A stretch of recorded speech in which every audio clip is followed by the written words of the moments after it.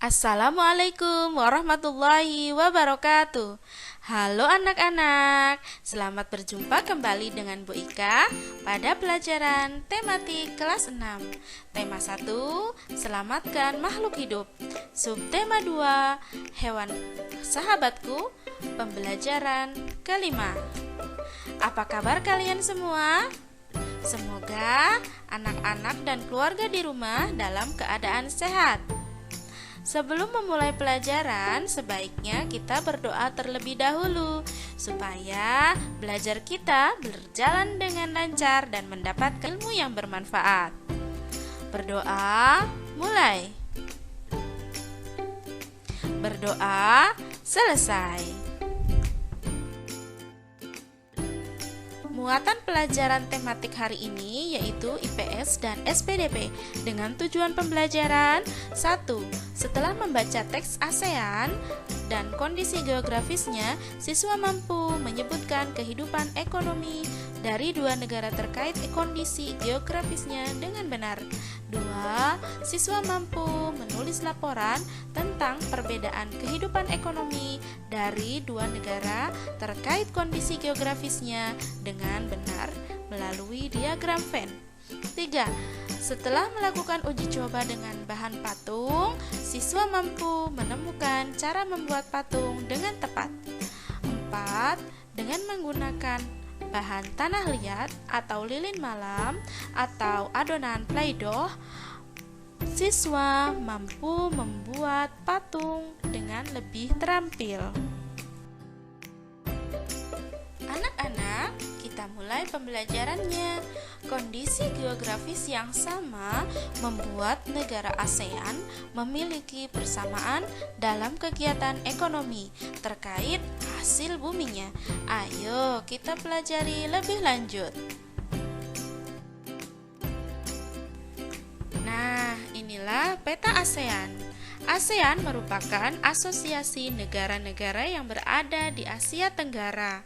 Karena letak geografisnya yang sama, membuat negara-negara di ASEAN memiliki kesamaan dalam hasil buminya dan mempengaruhi kegiatan ekonomi yang ada di negara tersebut.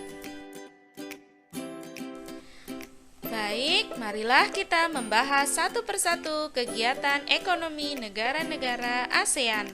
Yang pertama, Indonesia. Indonesia mengekspor hasil bumi seperti timah, tembaga, besi, minyak, gas, dan nikel. Selain itu, Indonesia menghasilkan pupuk, tapioka, karet, kopi, kelapa sawit, dan tembakau. Ikan tuna, udang, dan teh juga diekspor ke negara lain. Kemudian ada Brunei Darussalam. Brunei Darussalam terkenal sebagai pengekspor minyak mentah, gas alam, dan produk minyak. Kegiatan ekonomi negara-negara ASEAN selanjutnya adalah Malaysia. Penduduk Malaysia bermata pencaharian dalam bidang pertanian, pertambangan, dan perindustrian. Pertambangannya menghasilkan biji timah terbesar di dunia. Kemudian ada Singapura. Singapura mengekspor mesin dan alat transportasi, alat elektronik, dan barang-barang konsumsi. Bahan kimia dan produk olahan minyak dihasilkan juga di Singapura. Singapura termasuk negara Asia Tenggara yang berpendapatan tinggi. Kegiatan ekonomi negara-negara ASEAN selanjutnya, kita akan membahas negara Thailand. Mata pencaharian penduduk Thailand adalah pertanian, kehutanan, pertambangan, dan industri. Penghasil beras terbesar di Asia Tenggara dan 3 sedunia. Negara Thailand juga dijuluki sebagai negeri gajah putih, negara 1000 pagoda, dan lumbung padi ASEAN. Selanjutnya, negara Filipina. Mata pencaharian penduduk Filipina adalah pertanian, pertambangan, dan industri. Komoditas ekspor Filipina terdiri atas gula, kopra, kayu, nanas, dan biji tembaga. Marilah anak-anak kita lanjutkan pembahasan kegiatan ekonomi negara-negara ASEAN. Sekarang kita akan membahas negara Vietnam. Perekonomian sebagian besar penduduk Vietnam adalah pertanian. Padi merupakan hasil utama pertanian di Vietnam.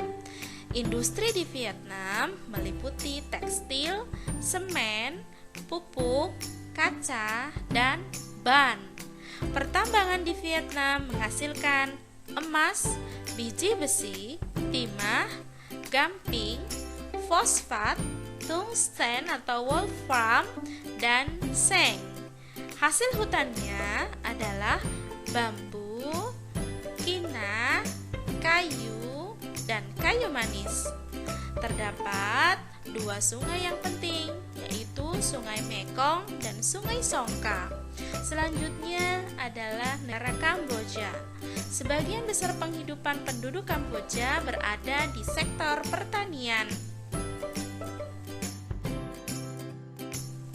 Kegiatan ekonomi negara-negara ASEAN selanjutnya kita akan membahas Laos. Rakyat Laos hidup di sektor pertanian yang menghasilkan beras, jagung, tembakau, jeruk, dan kopi.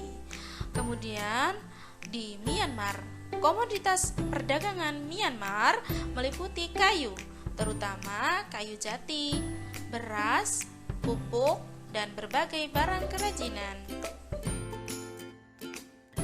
Setelah anak-anak menyimak penjelasan Bu Ika tadi tentang kegiatan ekonomi di negara-negara ASEAN, maka ada persamaan dan ada perbedaan. Persamaannya diakibatkan karena letak geografis negara-negara ASEAN yang sama. Nah, di sini anak-anak diminta untuk mengisi diagram Venn yang tersedia, menyebutkan dua negara di ASEAN tentang kegiatan ekonominya. Misalkan kalian memilih Indonesia dan Malaysia. Nah, Indonesia dan Malaysia itu mempunyai perbedaan dan persamaan dalam kegiatan ekonominya. Misalkan untuk yang lingkaran berwarna coklat untuk negara Indonesia dan untuk lingkaran yang berwarna biru untuk negara Malaysia. Nah, di tengah-tengah ini, di tengah-tengah antara dua lingkaran yang menyatu ini, itu adalah persamaan antara negara dan Indonesia dan negara Malaysia tentang kehidupan aktivitas perekonomiannya. Nah, untuk negara Indonesia, perbedaannya dulu ya. Ada pariwisata, sumber daya alam yang berlimpah. Untuk perbedaan di Malaysia, perdagangan internasional, dan persamaannya di bidang perindustrian, pertanian, tekstil, pertambangan, mengekspor minyak, gas bumi. Nah, mungkin kalian memilih negara yang berbeda dengan yang Bu Ika contohkan. Boleh saja, silahkan dituliskan di bukumu ya. Anak-anak coba perhatikan foto di samping. Foto di samping adalah patung di Indramayu. Buah mangga merupakan identitas kota tersebut. Begitu pula dengan patung rusa. Banyak seniman menggunakan benda atau makhluk hidup di sekitar sebagai inspirasi mereka. Patung apa yang telah kamu buat? Nah, pada pembelajaran 2 kamu sudah menemukan model patungmu. Oke, sekarang lanjutkan kreasimu sampai selesai ya. Anak-anak, saat mengerjakan patungmu, kamu harus bersabar dan bekerja dengan tekun. Baiklah anak-anak, sampai di sini dulu pembelajaran hari ini. Terima kasih, selamat belajar, dan tetap semangat. Selalu jaga kesehatan. Mari menerapkan perlindungan individu di masa pandemi. Memakai masker, mencuci tangan, mengurangi mobilitas, menjaga jarak, dan menjaga daya tahan tubuh. Akhir kata, wassalamualaikum warahmatullahi wabarakatuh.